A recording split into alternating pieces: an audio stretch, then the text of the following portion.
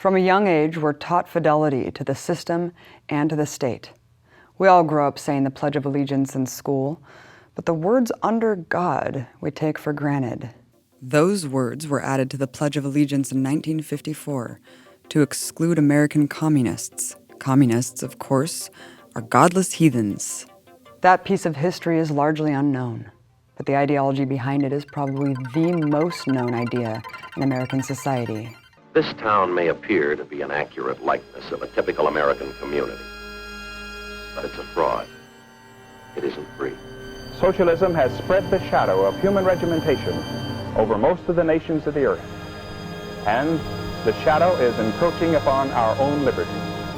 If a person defends the activities of communist nations while consistently attacking the domestic and foreign policy of the United States, she may be a communist. Now that you've become acquainted with the enlightened communist system, in contrast to the outdated capitalistic way of life, you are now prepared for the next step of your indoctrination. You won't have to worry about next year. The state will do your planning from now on. Overthrow it by force and violence. We'll have our way if it means bloodshed and terror. Because the news about communism is getting around. That it's only another word for slavery. In almost every industrialized country in the world, socialist parties have huge representations, large membership bodies, and hold many elected seats in government. But in America, everyone knows that being called a socialist or communist carries an immediate negative connotation. The term is frequently used to smear people in groups, not necessarily for being one, but merely for associating with one. So what is this unacceptable ideology? To find out, I talked to a founder of a socialist organization in the United States, the Party for Socialism and Liberation, and longtime socialist organizer Brian Becker. People think Karl Marx was the originator of socialism, maybe modern socialism, but you look at early Christianity, early Islam, the early tenets of Judaism, a lot of it has a yearning for the old days, the yearning to go back to primary or social existence where there's cooperation and equality. Socialism is the ideology reflecting the desire by people who want change, people who want to get rid of the evils and the injustices of the capitalist society and replace it with a new society, a society based on public ownership. And public ownership means that instead of the corporations and the banks and the wealth, all that which is created by the labor of human beings, working people, instead of that wealth being accrued and accumulated by a small percentage, it is used for society's needs. In the United States Constitution, people are given political rights. The homeless get the right to vote every 2 or 4 years, but they don't have the right to a home. The socialist program is everyone must have the right to employment or an income if they can't work. Everyone, as a guaranteed constitutional right, must have a place to live that's affordable. And health care should be free, and education should be free. Now, those 4 things, that's the hallmark of the socialist program, that's been demonized, but if you ask most American people, certainly the have-nots, they'll think, yeah, those are pretty good things. And what are socialism's roots here in America? Well, socialism has very deep roots in America. Most Americans don't know it, but the rise of the kindergarten, the rise of public education, the rise of something called Social Security. That is, when you retire and are no longer productive, no longer able to be employed by a capitalist productively, you should not be living a life of poverty, Social Security. The idea of unemployment insurance, meaning when you're laid off, not for any fault of your own, but because the capitalist system routinely goes through economic recessions and depressions, you should be cared for by an unemployment insurance. These are the ideas that originated with the socialist movement. In the late 1800s, there was an intense battle between organized labor and the country's industrial capitalists. With socialists in the leadership, the labor movement was on the cusp of winning the 8-hour workday, and the corporate owners were willing to do anything to keep working their workers to the bone. Workers on strike all over were shot and killed by police during this fight for what seems like such a basic human right today. In 1887, 7 anti-capitalist leaders in the movement were sentenced to death on trumped-up charges, 4 of them publicly hanged. It was a clear message to anyone involved in radical politics. The battling ideologies of capitalism and socialism in America is more than just opposing arguments. It's been a real battle with real weapons, where one side was exiled, sent to prison, and murdered. Anti-communist paranoia continued to build. Struggles that outraged the rich, like child labor laws and women's right to vote, were labeled red plots. President Woodrow Wilson was helping push for new laws that officially criminalized opinions, not deeds. In 1915, in his State of the Union address, he declared, "There are citizens of the United States who have poured the poison of disloyalty in the very arteries of our national life, who have sought to bring the authority and good name of our government into contempt. Such creatures of passion, disloyalty, and anarchy must be crushed out." And the mission to crush out anti-capitalist ideas was in full effect as World War I began. A coalition of socialists and anarchists who had been leading the militant labor and anti-war struggle was a primary target. Over 90 IWW leaders were mass arrested and given lengthy prison sentences. Repression in the courts was reinforced by hired gangs and lynch mobs allowed by the state to carry out vigilante actions. In 1917, the oil company-controlled newspaper Tulsa World printed on its front page, "The first step in whipping Germany is to strangle the IWWs. Kill them, just as you would kill any other kind of snake." And they did kill them. And that year alone, big business's thugs, like the Pinkerton Gang, lynched many IWW leaders. Frank Little, a popular IWW leader of mine workers in Butte, Montana, was beaten, dragged behind a car, and hanged from a railroad trestle.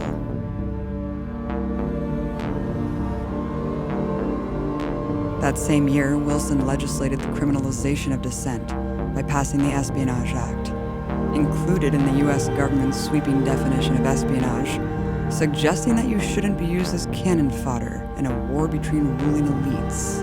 In 1918, famous American socialist and presidential candidate Eugene Debs gave a speech in Canton, Ohio.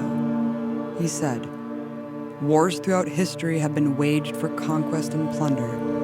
The feudal barons of the Middle Ages, the economic predecessors of the capitalists of our day, declared all wars, and their miserable serfs fought all battles, taught to revere their masters, to believe that when their masters declared war upon one another, it was their patriotic duty to fall upon one another and to cut one another's throats for the profit and glory of the lords and barons. They alone declare war, yours not to reason why, yours but to do and die. If war is right, let it be declared by the people. You, who have your lives to lose, you certainly above all others have the right to decide the momentous issue of war or peace." For these words alone, Debs was arrested, convicted, and sentenced to 10 years in prison. The charge? Obstructing recruitment. Many others who did nothing but speak against the war met the same fate. During the patriotic hysteria, the Espionage Act was expanded into the most repressive law in U.S. history. The Sedition Act read, "Whoever shall willfully utter, print, write, or publish any disloyal, profane, scurrilous, or abusive language about the form of government of the United States, or the military or naval forces of the United States, or advocate, teach, defend, or suggest the doing of any of the acts, shall be punished." Over 1,500 people were arrested under this law. Those convicted faced up to 20 years in prison. Everything and everyone was a target. Books and feature films were seized by the government. Every postmaster in the country was under orders to monitor all mail and refuse to mail newspapers and magazines deemed unloyal. Despite this repression, major victories were still won. During World War I, workers were able to win higher wages. But after the war, their bosses wanted those wages back. The captains of industry in America had just watched peasants and industrial workers in Russia rise to power. It had reverberations everywhere.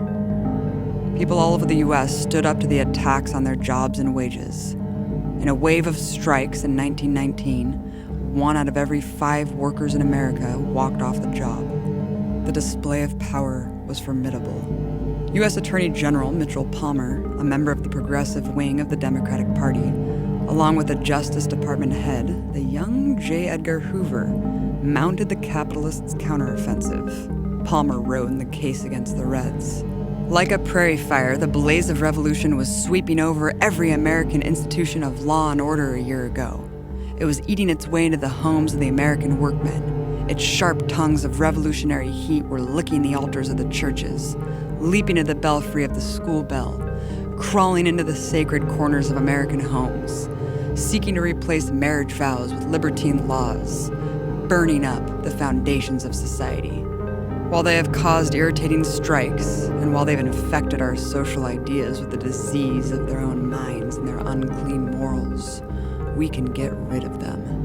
On November 7th, 1919, a date chosen to mark the anniversary of the Russian Revolution, a series of violent raids without warrants took place in 12 American cities, arresting hundreds. Months later, on January 2nd, raids took place in more than 30 cities involving federal, state, and local law enforcement. Every single socialist office was raided. Homes of socialists were also raided. Around 10,000 people were rounded up and thrown in jail in Palmer and Hoover's raids. Thousands of resident immigrants were deported for being communists. The raids became notorious for their extreme brutality. Such a massive operation dealt a huge blow to the socialist movement and was a clear message of terror to anyone who considered joining a socialist group. Similar state-sanctioned violent repression of socialists continued in the following years. Police departments formed official Red Squads, where police intelligence units working with business elites unleashed terror on party members. They conducted mass surveillance, raided their meetings, and ransacked their offices. As a Los Angeles police commissioner said in defense of their Red Squad in the 30s, the more the police beat them up and wrecked their headquarters, the better. Communists have no constitutional rights. Why did socialism become so strong and also so demonized and attacked at the late 19th century and early 20th century? Well, it was really about power. The socialist movement started to arise when the ugliness of urban proletarian or bourgeois society, the working of 14, 16 hours a day, the working of children to the bone, the working of people so that they died at a tender age because they worked so long. Those kind of oppressions suffered by the modern working family, that gave rise to a socialist movement. People who said, we work all day, and for what? So that the capitalists, the big robber barons can get ever richer. We want ours. And that was the beginning both of the union movement and the beginning of socialist movements, socialist newspapers, and socialist parties in the United States. Despite repression over those decades, socialism in America still flourished. In 1912, there were 13 daily socialist newspapers, 12 monthlies, and 298 different weekly socialist publications. Eugene Debs, who ran for president on the platform of making the United States a socialist country, won 6% of the vote, over 7 million votes by today's population, and at a time when women and African Americans were barred from the ballot box. Debs' party, the Socialist Party, had 118,000 active members. The Communist Party, which had 8,000 members in 1929, swelled to 100,000 in just 10 years. Beloved figures embraced and joined communist parties, such as Langston Hughes, Pete Seeger, and Helen Keller. Between 1898 and 1933, there were 57 different socialist mayors elected in 23 states, from Nebraska to Florida to New Jersey. In 1911 alone, 74 different U.S. cities and towns elected socialists as mayor or major officers. Still small relative to the population size, socialists in America made themselves felt by Wall Street with their militancy and uncompromising class consciousness. Fearing losing their power altogether, the empire's kingpins granted major concessions with the New Deal to try to quell the workers' rebellion. The movement at home wasn't the only thing scaring the elites. A rapidly changing world catapulted the repression. That was a response by the elites in America to the Bolshevik Revolution. Here in Russia, you had poor people in the cities and in the countryside take the power, hold the power, and say that they're a socialist government. That inspired socialists all over the world. Socialists started in China and Vietnam and Korea, but also in America. And so the government came down heavy with the Palmer raids to say, we're not going to tolerate a generalized radical resistance as evidenced by the Russian Revolution. So What happened in 1917 was the ruling class in America was panic-stricken. It was stricken with the idea that this contagion of revolution could spread to the poor within the United States, and that if they could organize themselves, if they could have a space to organize, then they could succeed as they did in Russia. From a historical point of view, I think it's really good to remember that when the Haitian Revolution happened, the slaves in Haiti, the first slave revolution, it had a panic impact on the American capitalist class, which at that time was a slave-owning ruling class. When George Washington and his Secretary of State, Thomas Jefferson, rushed money to the beleaguered white racist regime in Haiti to stop the Haitian Revolution in the 1790s.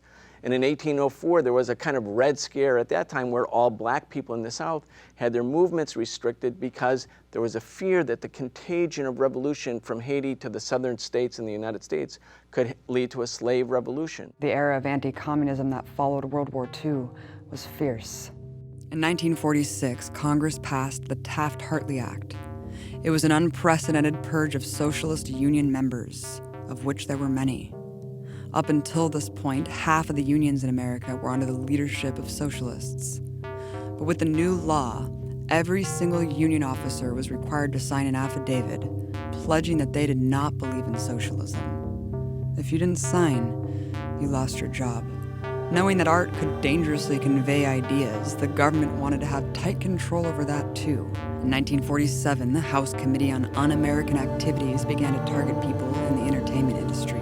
Dangerous professions such as screenwriters, actors, directors, producers, technicians, authors, musicians, and others were all summoned to Congress and forced to publicly swear that they were not communist. Those who said they were barred from employment and blacklisted in Hollywood. But you didn't even have to say you were to get punished. You just had to assert your rights, like the 10 screenwriters and directors who took a stand against the nationwide witch hunt. We are aware of a developing nightmare of fear in our land, in which increasing numbers of citizens are being forced to swear, I am not this, I am not that, I don't belong to anything, I don't believe in anything, I don't criticize anything.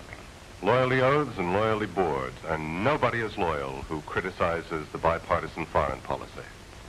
Thought control entering the university campuses, educators being fired, film studios enlisting in the Cold War, labor leaders being framed on perjured testimony, lawyers sent to prison for defending their clients.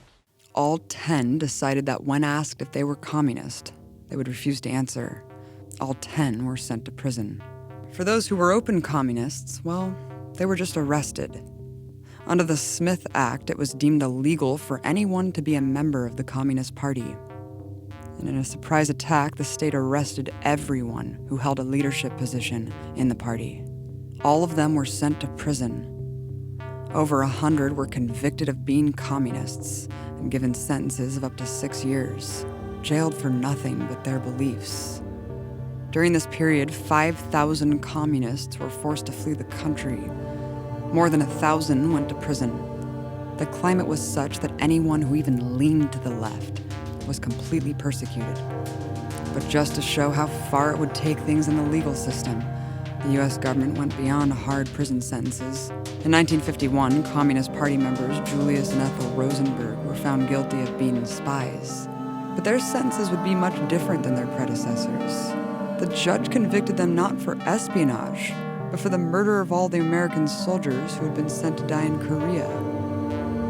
On June 19, 1953, they were executed. It seems like there had been waves of anti-communism before World War II, and after World War II, it seemed like anti-communism was pretty much locked in.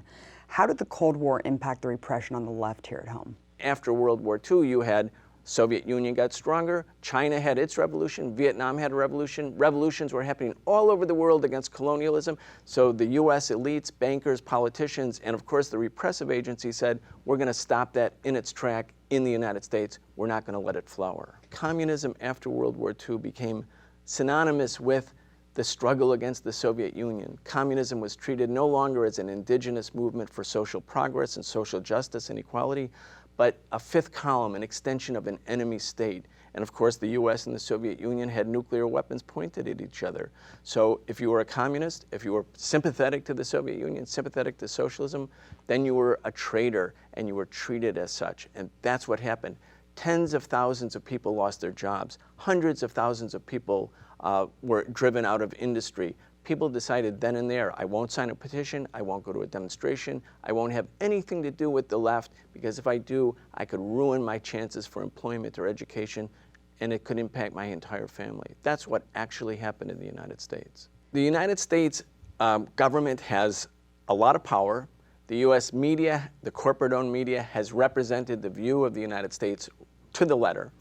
And so the witch hunt that began in 1945, 46, 47, McCarthyism, became what I would say the unofficial religion of the United States. It was an article of faith. You had to swear that you renounced the devil, renounce communism, renounce socialism, so that you could work, so that you could have a career, so that you could thrive in any possible way. It became a rule for existence in the United States. And so you had not only censorship, but self-censorship. Millions of people decided, I'm just not going to identify as a socialist or a communist, even if I think those thoughts, because I can't survive within this system. The vicious anti-communism of the 40s and 50s effectively snuffed out the left in the big cities, where the movement had always been strong. Finally, the plutocrats felt safe from the pitchforks. But a challenge to the system's white supremacy suddenly reared its head in the rural South. In Montgomery, Alabama, a new mass movement was born. The state used its weapons of red baiting, violence, and imprisonment, waging an all-out assault on those who wouldn't accept the status quo. It was used as a tactic to negatively demonize people in the Black liberation struggle. So, and it was effective. So if Black leaders or organizations started to become too popular or too radical, they were labeled as red or communist, and that brought the state down on them. It made it more difficult for them to organize even within their own communities because of the negative propaganda associated with communism. To what extent did the state go to suppress Black liberation movements in the 60s and 70s? The state was involved in any number of physical attacks on Black liberation leaders and organizations, from shootouts with the Black Panther Party, straight out assassinations of leaders like Dr. King and Malcolm X, both of whom have had their high-profile assassinations with strong documentation decidedly attached to this state being involved, directly or indirectly. Political imprisonment is still rampant. Many of those who were involved in those struggles are still locked down in the dungeons of the United States to this day for their involvement. The Counterintelligence Program, as it was famously called, was developed specifically to wipe out all manner of the left and was targeted directly, specifically at the Black liberation struggle. Why do you think the most radical left and socialist elements of these figures are left out of the narrative? You know, I was in a letter writing exchange with a political prisoner, David Gilbert, not long ago, one of the still imprisoned white members of the Black liberation struggle. And this question came up, and his response is one I tend to agree with, that the scientific element of the struggle was attacked so that we would be left with nothing but those engaged in mysticism and other forms of organizing and leadership. That is, so that all of those who are engaged in the hardcore science of understanding how capitalism works, how imperialism works, how violence and media associated with those enterprises work, and who decidedly put in their program a redistribution of goods and services and targeted the economic structures that continue to create the inequality that we still deal with. All of those people were attacked and still are attacked, if not physically in their life or through imprisonment, holding their physical body. Their memories and their ideas are attacked posthumously. Even after death, those who are hostile to the state will be turned into, as I think Lenin called them, sycophants of the state in their afterlife, and their memories will be distorted to have them be propped up as one who would have supported what was going on, when in fact they dedicated their entire life to destroying it. The government's offensive with COINTELPRO was devastating. It targeted all socialist organizations and Black liberation groups. It worked to put spies in every single Black student union and every college. Tens of thousands had their homes ransacked by the FBI. Through this mass surveillance operation, the government used a wrecking ball of infiltration, sabotage, and even assassinations. But it wasn't just here. The United States launched military interventions in over 17 countries in the name of fighting communism, deciding the destiny and causing untold misery for millions. With the collapse of the Soviet Union, the capitalists of the world declared the end of history, that capitalism had finally triumphed over socialism and would bury it forever. But if history has taught them anything, it's that even though they scorched the fields that grew socialist ideas, those seeds, though sometimes dormant, would sprout again. So we've been seeing something interesting recently, which is a presidential candidate gaining wide popular support who's a self-proclaimed socialist. I mean, what does this tell us about the new era that we're in? The Soviet Union collapsed 23 years ago. The pretext for fighting communism as part of an international fight against an enemy state, that's gone, that's vanished.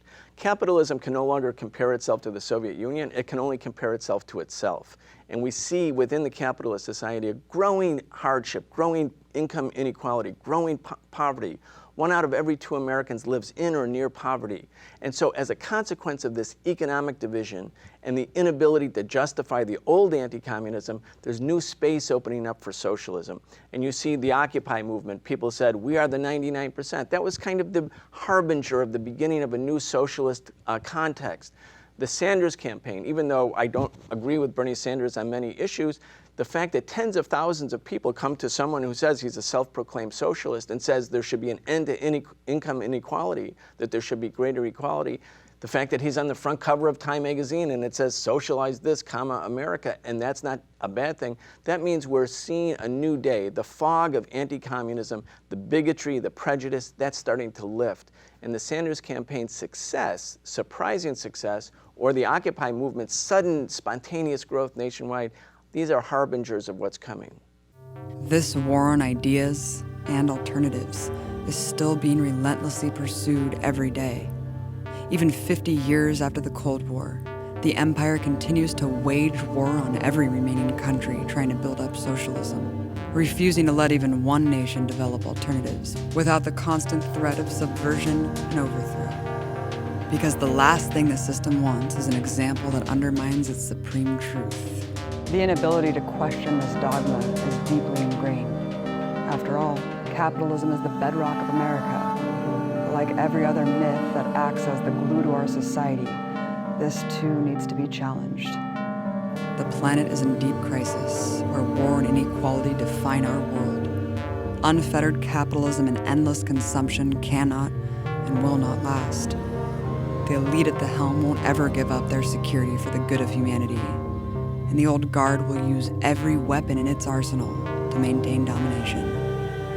The empire's long war against any alternative that challenges this crushing reality is unconscionable. We have the right to criticize the system itself without being labeled shut down or worse. We can't let the rulers of this system dictate the boundaries of our discussion. Because in this era, where alternatives are desperately needed, we have to unite to marginalize their ideas, not let them marginalize ours.